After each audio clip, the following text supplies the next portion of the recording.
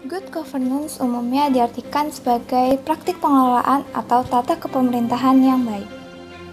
Menurut I. Madesomya Putra tahun 2010, baik di sini artinya mengikuti kaidah-kaidah tertentu, yaitu kaidah yang sesuai dengan prinsip-prinsip dasar good governance.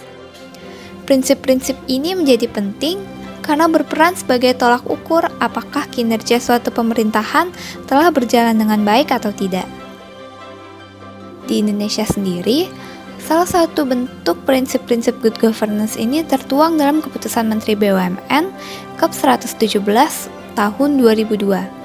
Berdasarkan ketentuan ini, terdapat 5 prinsip good corporate governance. Yang pertama, adanya transparansi, yaitu keterbukaan dalam proses pengambilan keputusan dan penyampaian informasi.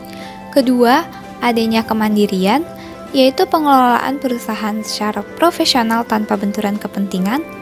Ketiga, adanya akuntabilitas, yaitu kejelasan fungsi pelaksanaan dan pertanggungjawaban organisasi. Keempat, adanya pertanggungjawaban, yaitu kesesuaian dalam pengelolaan perusahaan terhadap ketentuan yang berlaku dan prinsip korporasi yang sehat. Dan terakhir, adanya kewajaran, yaitu keadilan dan kesetaraan dalam memenuhi hak-hak stakeholder yang timbul berdasarkan perjanjian dan peraturan yang berlaku. Lalu bagaimana sih penerapan good governance di Indonesia saat ini? Mari kita simak bersama-sama. Surakarta telah menerapkan salah satu prinsip dalam good governance, yaitu berorientasi pada stakeholder. Stakeholder yang dimaksud di sini yang pasti adalah masyarakat Surakarta itu sendiri. Tercermin dalam program-program pemerintah yang berfokus pada penanggulangan pandemi. Bahkan hingga situs resmi Kota Surakarta pun didesain sedemikian rupa sehingga bisa diketahui secara langsung bagaimana pemerintah menanggulangi permasalahan ini. Solo yang dulunya berfokus pada budaya dan infrastruktur, kini berani mengambil langkah besar demi keselamatan masyarakatnya. Tentunya masih banyak kekurangan dan penolakan yang didapat dari masyarakat. Namun selayaknya sebagai good governance, pemerintah patutnya selalu memperbaiki dan mengembangkan kualitasnya. Semarang sebagai ibu kota Provinsi Jawa Tengah memiliki Semarang Satu Data atau Semar Satata. Laman Semar Satata ini menyajikan berbagai data statistik dan informasi akurat dari bidang kesehatan, pendidikan, sosial, dan berbagai bidang lainnya. Artinya data yang disajikan menunjukkan prinsip transparansi dalam menyampaikan informasi material kepada masyarakat. Selain itu, laman ini juga menyajikan statistik kinerja pembangunan setiap OPD yang mencerminkan prinsip akuntabilitas sebagai bentuk pertanggungjawaban kinerja OPD dalam setiap periode.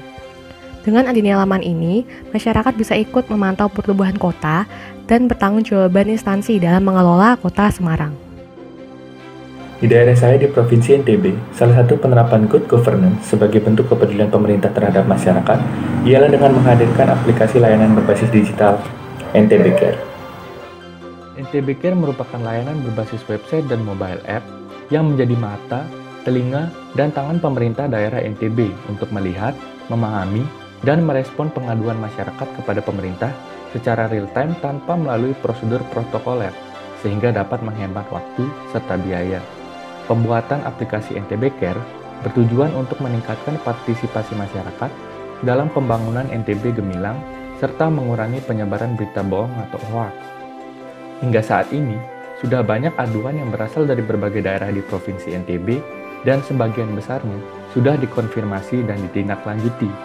Kehadiran aplikasi NTB Care diharapkan dapat lebih membantu pemerintah dan masyarakat dalam bersama-sama menangani dan membangun Provinsi NTB yang lebih baik. Dengan demikian, aplikasi NTB Care ini merupakan salah satu penerapan asas-asas good governance, yaitu akuntabilitas serta kewajaran. Di daerah saya, Kota Yogyakarta, terdapat aplikasi Jogja Smart Service atau JSS yang memudahkan masyarakat untuk mengakses pelayanan publik secara online.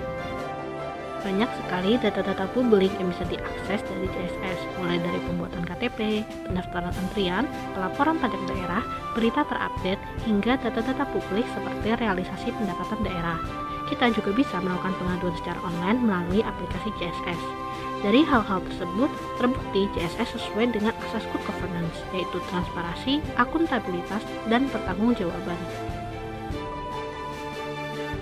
Good governance sudah diterapkan oleh pemerintah di beberapa daerah di Indonesia. Penerapan good governance ini penting agar pemerintah dapat memberikan pelayanan yang terbaik kepada masyarakat, sehingga tingkat kepercayaan dan kepuasan masyarakat terhadap pemerintah akan semakin tinggi. Namun, perlu kita ingat bahwa pihak swasta dan masyarakat juga memiliki peran yang penting dalam konsep good governance. Untuk itu, kita sebagai masyarakat juga harus selalu menaati peraturan dan ketentuan yang berlaku demi mendukung jalannya pemerintahan yang baik bagi kita semua.